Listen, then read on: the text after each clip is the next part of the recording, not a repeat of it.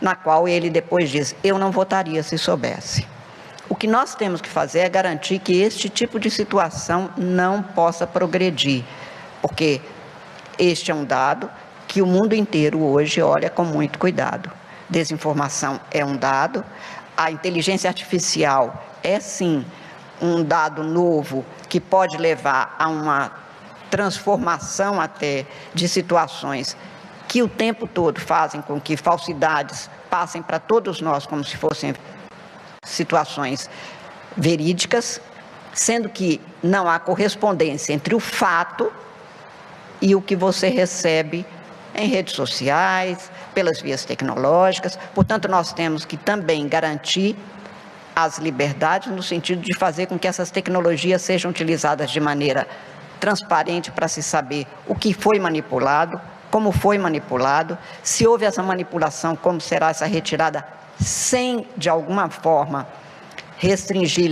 limitar ou até extinguir a liberdade de expressão, porque essa está garantida constitucionalmente e esta é base da democracia.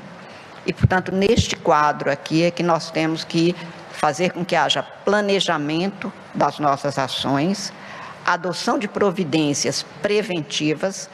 Sempre me parece que a melhor alternativa para evitar uma desinformação que compromete de alguma forma a liberdade de cada um de nós é prevenir que não se chegue a acreditar, porque levar a um descrédito depois é a chamada verdade criada depois, ou seja, há um fato, este fato é desvirtuado, é passado para as pessoas que recebem nas suas telinhas.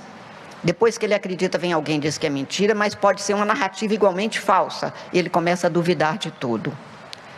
A dúvida corrói as bases democráticas de um processo eleitoral que precisa de ser garantido, como eu disse, de maneira íntegra, de maneira tranquila, que isto não seja um momento de tumulto, de turbulência, menos ainda de violência, mas que seja um momento de novas escolhas feitas pelo eleitorado, de proposições apresentadas para o aperfeiçoamento das instituições, no mundo que nós precisamos de ter o direito ao sossego cívico, a não ter que desconfiar a cada minuto dos nossos representantes, das nossas juízas e dos nossos juízes, das polícias, para que a gente saiba que quem está na condição de servidor público está exercendo a sua atividade para servir como é do seu dever. Eu acho que por isso é que encontros como esse nos ajudam a repensar as nossas atribuições, a propor novidades no sentido de fazer com que questões apresentadas e que podem estabelecer qualquer tipo de dificuldade, problema, empecilho, seja devidamente superado, resolvido. E eu agradeço mais uma vez, doutor Andrei, a Polícia Federal, agradeço de uma forma muito especial a servidores e servidoras da Justiça Eleitoral, que são a excelência do que nós temos no Brasil em termos de servidores públicos, de uma dedicação, de um respeito institucional à cidadania, de um aprendizado permanente que fez com que nós saíssemos de fases históricas muito problemáticas, de um coronelismo que nós vimos no início do século XX, até o voto eletrônico seguro, transparente, auditável, conhecido, para que todas as pessoas saibam que aquela urna é uma relação exclusivamente, um toque exclusivamente da cidadã ou do cidadão com uma máquina, sem qualquer toque humano, sem qualquer interferência de internet ou de qualquer meio desta natureza que poderia intervir, para que a sua vontade prevaleça e então nós tenhamos a proclamação de resultados verdadeiramente legítimos, numa eleição na qual nós vamos ter a posição de pelo menos 6 votos, eu digo pelo menos porque em alguns locais se cogita de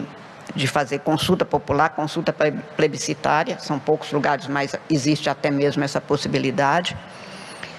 E, portanto, 6 votos que vão ser dados por cada eleitor a cada eleitor, vão fazer com que as instituições principais do Poder Executivo e do Poder Legislativo brasileiro se renovem segundo a vontade do eleitorado brasileiro.